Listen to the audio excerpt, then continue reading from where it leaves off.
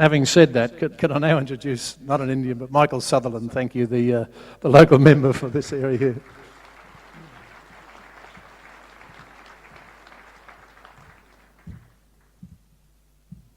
Thank you, Bob, and it's a very hard number of speakers to follow, starting off with Calvin Crombie, who is now, as we know, an expert in military history and how it affected Australia and Israel. But just listening to Bob, what he said about his father and reminiscing, when we were in Israel a few months ago, we visited Sderot, and we went to the police station and we saw cases of shells of rockets that had come in, and I think there was an article in the Maccabean this week about it hit a center for some unfortunate children and destroyed the place.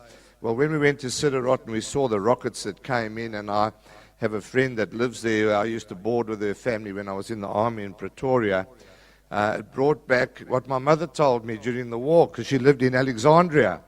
And my father was 5 years in the desert with the South African Army. The South African Army was guarding all the Allied stores in the Western Desert. In those years, 85 million pounds worth of stores. And the terror that my mother used to relate to us about bombs falling on them, and when a door banged when we were kids, she used to go hysterical. And then when you go to a place like Sderot and you see these rockets coming in time and again, and you say, how do these people put up with it? And when they respond, they asked, why was there not a measured response? I mean, the world's gone crazy. So we have to ask ourselves, people want to live in peace. Soldiers went to the Middle East from all the Allied countries. You go to El Alamein, you see the terrible cemeteries there, absolutely disturbing, the Allied cemeteries. And 50, 60 years on, the West has seemingly gone soft and wants to self-destruct. So I think we should all ask ourselves the sacrifices that those people gave, and some of our families. And I said once to my father, why did you sign up? You were 35 in 1940. He said, well, when France fell, I thought it was time for me to do something. So he went into the army for 6 years, and 5 years of that he was in the desert. And when he came back to South Africa, he was a great ambassador for Israel, because after El Alamein and after the things turned, of course, they could go on holiday to in those days, Palestine. And he used to say what a great country it was, all the development, the agricultural land, and how that turned it into a blossoming oasis. And I've been lucky to visit Israel on 2 occasions since then.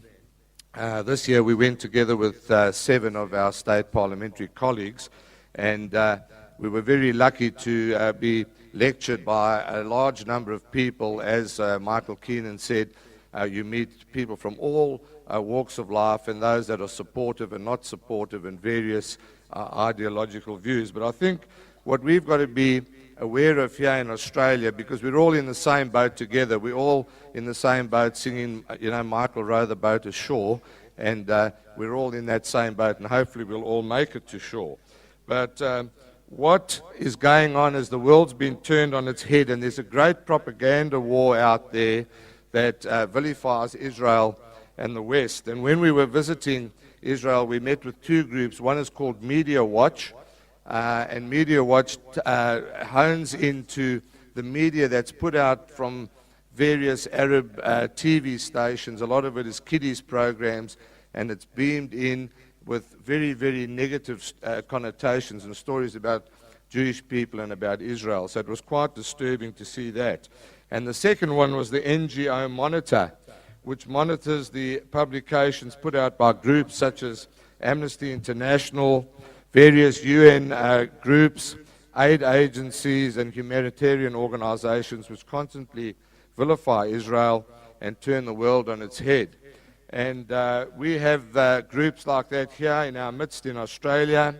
We have the Australian Human Rights Commission, who, despite the fact that the Australian government last year refused to go to the Durban 2 conference, took it upon themselves to go there and lauded the findings of the Durban 1 conference. And when they were quizzed, when the chairman was quizzed, when she came back, she was very supportive of these Durban initiatives, which were basically very anti-Israel. And there's been writers that have written about this and said we should be deeply concerned in our own country about how the taxpayers' money is used to fund these non-government organizations and these soft groups that push out a message all the time and socially engineer us from the left all the time.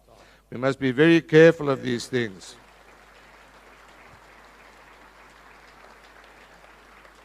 And as members of parliament, you know, when I was at university in the 1970s, we used to have dealings with Amnesty International, and everybody thought this is another good cause. You know, there were people in communist countries in jail, people in various places that were oppressed. But now even groups such as Amnesty International morph. And you'll see now in the United Kingdom, there's a group called the Cage Prisoners. And there was a lady that was a senior advisor to Amnesty International who was given the sack because she didn't want to appear on stages with people like this Muslim Beg, a UK citizen arrested in Pakistan and after he fled from Afghanistan and then went to Guantanamo Bay.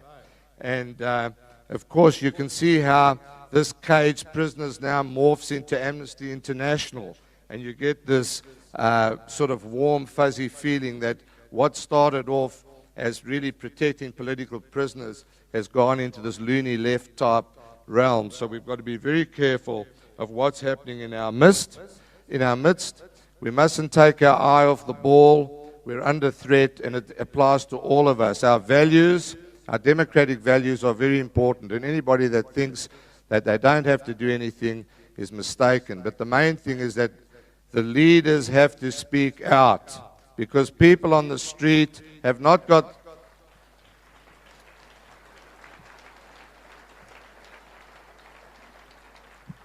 People on the street, the man on the street's busy trying to make a living, raising their families, busy with daily life. But the politicians and the leaders have to be strong. We have to speak out. We should say, this is what we stand for, and don't push us around. So I wish the Friends of Israel all the very best, and you can rely on my support in the future. Thank you.